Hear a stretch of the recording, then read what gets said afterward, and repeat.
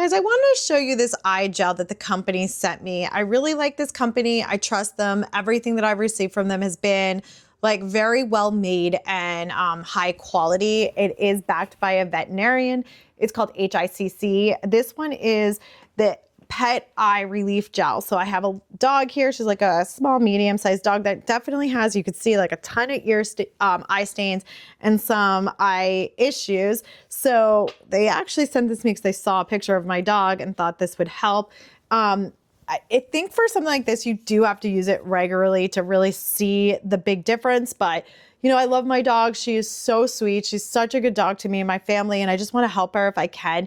It is the springtime in the Northeast, so I think allergies are even worse. So I just cleaned around her eyes really quickly with, you know, a little solution. And then you take this, it comes with this like nice applicator, and you put it right by her eye socket, but not in her eye. So that's it. That's all you do. And then it's going to help with like redness, allergies, any sensitivity, and then eventually it can help with the tear stains and reduce them. So that's what I'm using it for too, especially if she has any type of discomfort. She also had an injury to one of her eyes, so this is all going to help with that.